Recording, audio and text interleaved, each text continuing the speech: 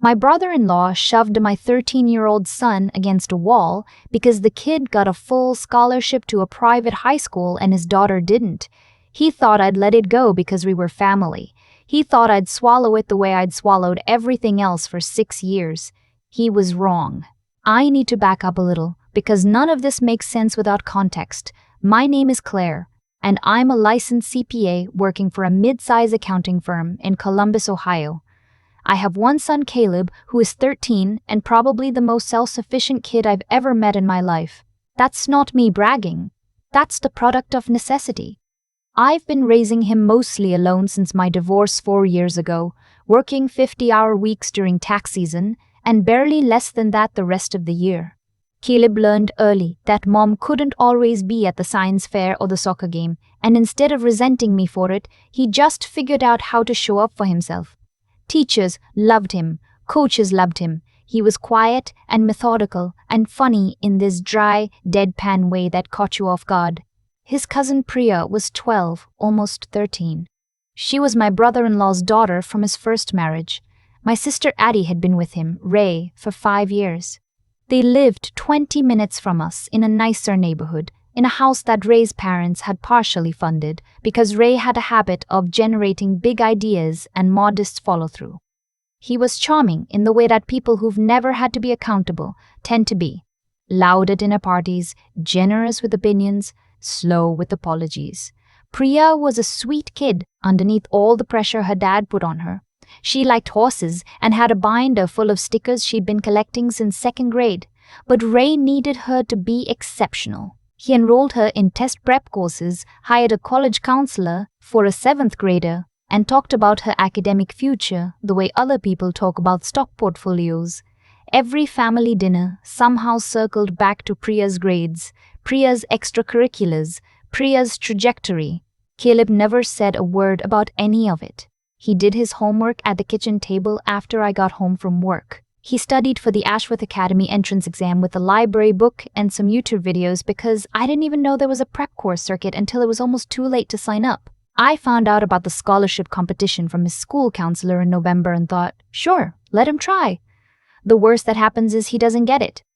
He got it. Full merit scholarship to Ashworth Academy, a private prep school in our district that runs about $32,000 a year in tuition.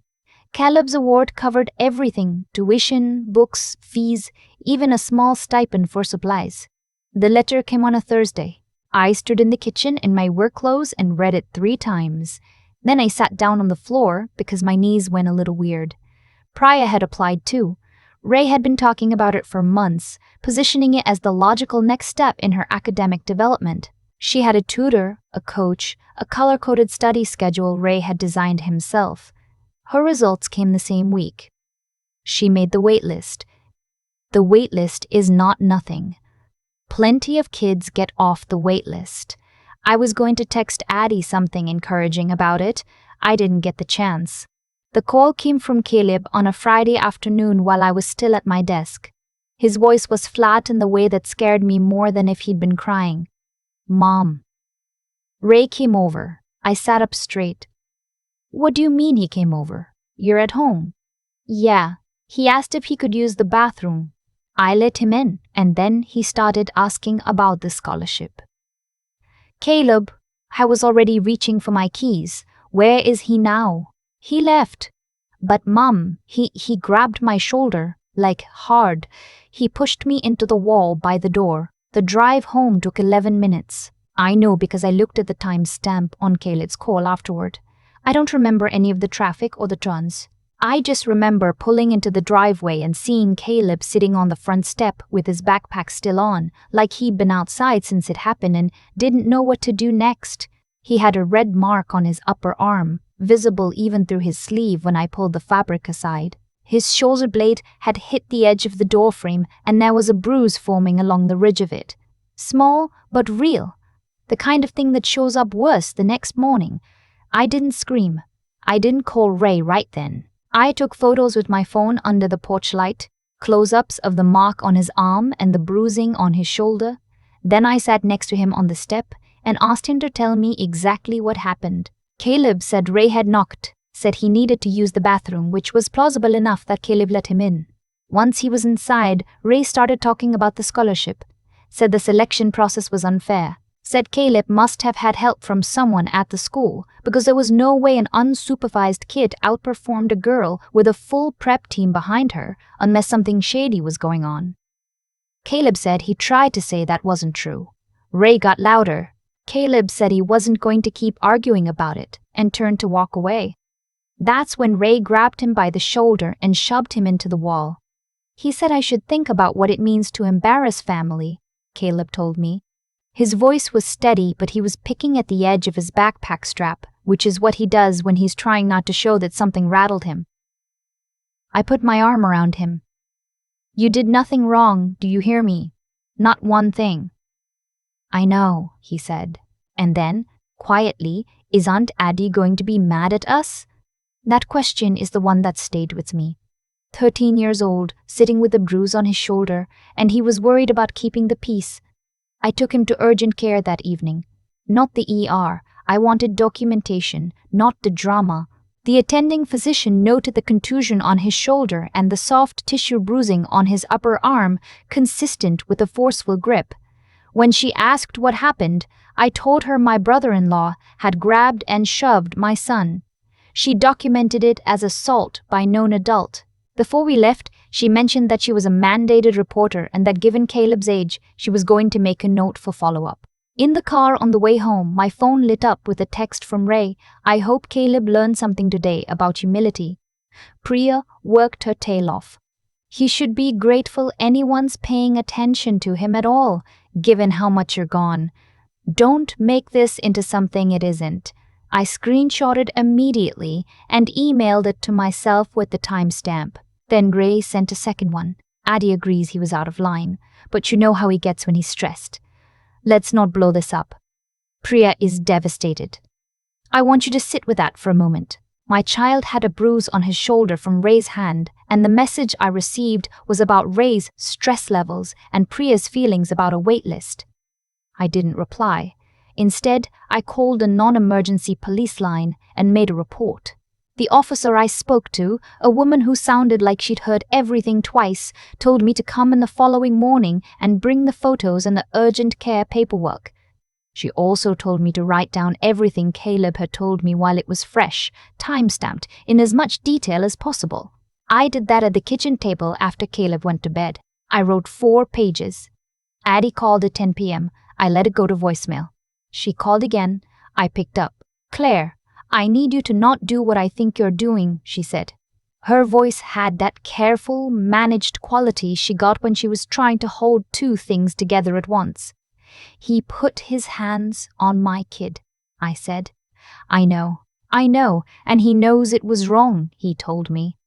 Did he tell you he came to my house uninvited? Did he tell Caleb had to let him in because Ray told him he needed to use the bathroom? Silence. Addie. He came to intimidate a 13-year-old, alone. Because his daughter made the waitlist. Priya is really struggling right now, Addie said, and her voice broke a little. She cried for 2 days. Ray he lost it. He shouldn't have touched Caleb. He knows that. But can I just what? I asked. I kept my voice even. Let it go. Tell Caleb that a grown man is allowed to shove him into a wall as long as the grown man was having a bad week. She didn't answer that. I'll talk to you later, I said, and hung up. The police report was filed Saturday morning. The officer, a man named Sergeant Delgado, who had a patient face and a careful way of listening, took Caleb's statement separately from mine. Standard procedure. Caleb sat in that chair and described the whole thing in the same flat, factual way he told me. When Sergeant Delgado asked if Ray had said anything while he was grabbing him, Caleb repeated the words exactly. Think about what it means to embarrass family. Sergeant Delgado wrote that down without expression. The charge was misdemeanor assault, Ohio Revised Code, physical harm to a minor by a non-parent adult. Ray was notified by the department and instructed to come in for questioning. I was told a prosecutor would review the file and determine next steps within 10 business days. That afternoon, Ray called me 6 times. I blocked his number. What I didn't block and probably should have was my access to Facebook. Because 3 days after the police report, Ray posted something. He didn't tag me, he was too careful for that. But he wrote about a family situation involving jealousy and a child being used as a pawn by a bitter, absent parent who couldn't stand to see another family succeed. He talked about how some people weaponize the legal system when they're angry instead of having honest conversations. He got 43 comments from people who didn't know the first thing about what had happened, all of them supportive. One of his friends wrote, "Some people just can't handle other people's blessings." I read it twice and closed the app. What Ray didn't know was that I'd spent the previous 2 evenings doing something more useful than responding to Facebook posts. I'd been reviewing documents. Ray and I had a professional history. 2 years prior, when he was trying to get financing for a small business venture, a franchise location he'd been talking about since I'd known him, he'd asked me to help him organize his financials for the bank application. I'd done it as a favor, and in the process I'd gotten a thorough picture of his financial situation. The franchise never happened, but I had a memory for numbers and I'd started thinking. What I remembered was that Ray had a side consulting arrangement he'd been running through a personal account. It wasn't illegal on its face, but depending on how he'd been reporting it, or not reporting it, it could present some complications with the IRS. I wasn't about to file a complaint based on something I'd seen in a family context. That wasn't my move, and it wasn't the right thing to do. But I did call my own attorney, a woman I'd worked with on a contract dispute 2 years ago named Julie Marsh, and I asked her what my full range of options looked like. Julie asked me to bring her everything: the urgent care records, the police report number, the screenshots of the texts, and a written timeline of events. "This is straightforward on the assault piece," she said, looking over the file. "Minor child, documented injury, known adult, text message demonstrating he believed his actions were justified. That's not a hard case." She paused. "The Facebook post is interesting, though. He's describing you as a bitter, absent parent who's weaponizing the legal system.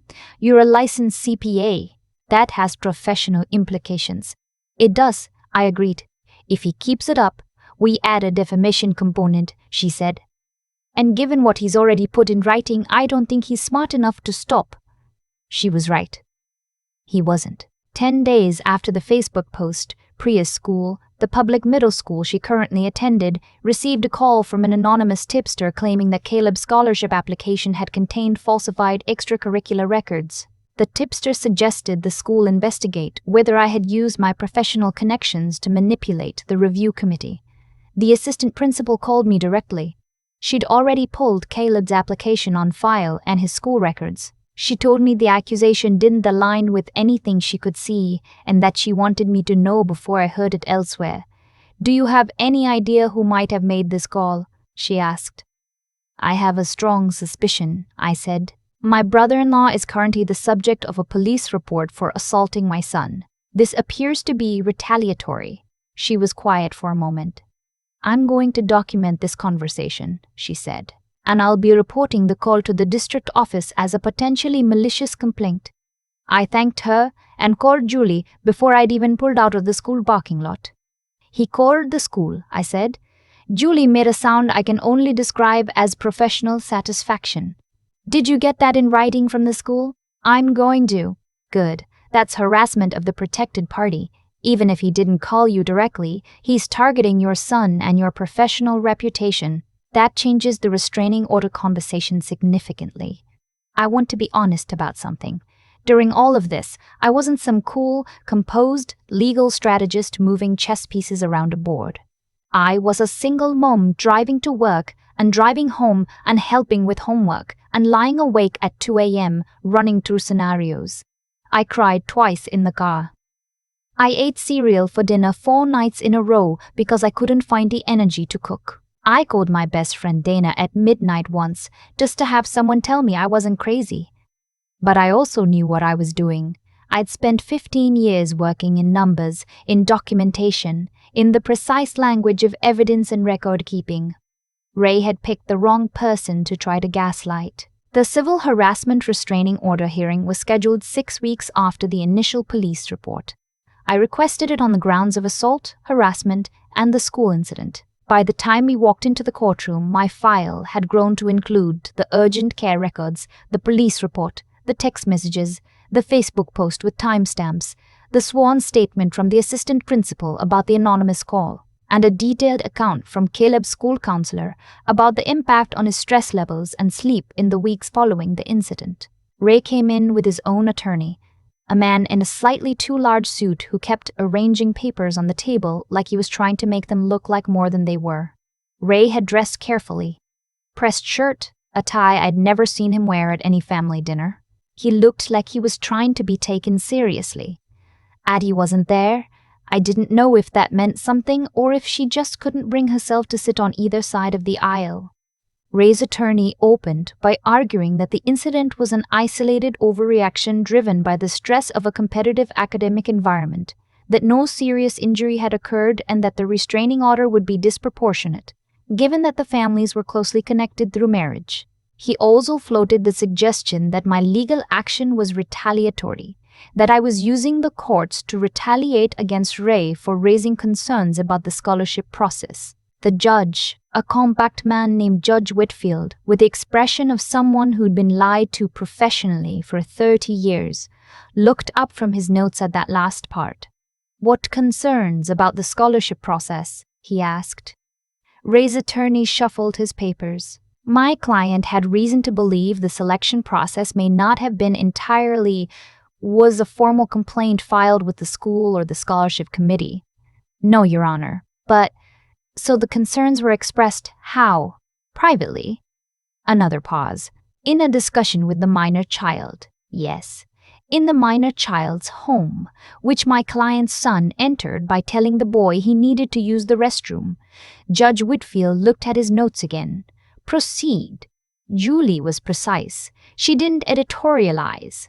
She submitted the urgent care records first.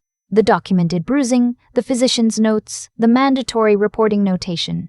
She submitted the police report and Sergeant Delgado's summary of Caleb's statement. She submitted the text messages. She let Ray's own words do most of the work. "I hope Caleb learned something today about humility. Don't make this into something it isn't." The judge read them twice. Then Julie submitted the assistant principal's affidavit about the anonymous school call.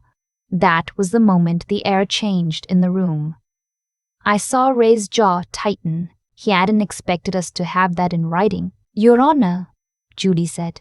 "The respondent physically assaulted a minor child, followed it with written messages indicating he believed his actions were justified, publicly disparaged the petitioner on social media in terms that carry professional implications for a licensed accountant. And then, while a temporary restraining order was in effect prohibiting contact, made an anonymous call to the child's school accusing both the child and the petitioner of fraud. This is not an isolated overreaction. This is a pattern of targeted harassment." Judge Whitfield looked at Ray. "Mr. Calloway, did you make that call to the school?" Ray's attorney started to stand. Ray put a hand on his arm and stood himself. "I had concerns," he began. "Did you make the call?" the judge repeated. A pause that lasted long enough to be its own kind of answer. "I made a call, yes. I didn't identify myself. I thought if the school looked into it. While a restraining order barring you from contact with this family was in place," the judge said. It wasn't a question. Ray sat down. His attorney looked at the table. Judge Whitfield granted the restraining order for 3 years. He also noted for the record that Ray's courtroom admission of making the school call while under a temporary order was being referred to the prosecutor's office for potential contempt review. The criminal case took another 2 months. Ray ultimately pleaded no contest to misdemeanor assault on a minor. He received 18 months of probation, mandatory anger management, and 80 hours of community service. No jail time, which disappointed some people in my life who had opinions about it. But a misdemeanor conviction for hitting a child is a matter of public record in Ohio. It shows up on background checks. It does not go away.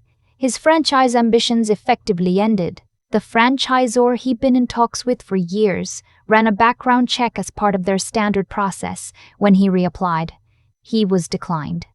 "I didn't do that. He did that." The night he walked into my house uninvited and put his hands on my son. Addie and I didn't speak for 3 months after the hearing. When she finally called, she didn't try to defend Ray. She just said she was sorry it had taken her so long to say it. We talked for 2 hours. It wasn't easy, and it wasn't resolved in one conversation, but it was a start. She told me that Ray had moved out 2 weeks after the criminal plea. She was talking to a lawyer about the marriage. She said Priya had started seeing a therapist and for the first time in years was talking about what she actually wanted to do with her life, not what her dad had planned for it. She wanted to work with horses. Caleb started at Ashworth Academy in September. His first week, he came home and told me about a math teacher who'd made the whole class stand up and introduce themselves by sharing one thing they were genuinely interested in, not academically, just interested in. "What did you say?" I asked. "Urban planning," he said, like it was obvious. "I've been into it since 5th grade. The teacher knew who Robert Moses was. I didn't know who Robert Moses was. I looked it up later. I thought about how much Caleb carried around inside him that I was still discovering. The bruise on his shoulder had faded within 10 days. The emotional one took longer. He had some trouble sleeping for a few weeks, and his school counselor at Ashworth checked in with him regularly through the fall. By winter, he seemed like himself again. Steadier, maybe, than before. Like he'd learned something about the fact that when things went wrong, they could also be fixed. I learned something too. I'd spent years prioritizing the comfort of the extended family over the safety of my own house. Not consciously. I told myself I was being reasonable, keeping the peace, not making every little thing a confrontation. But the little things had added up.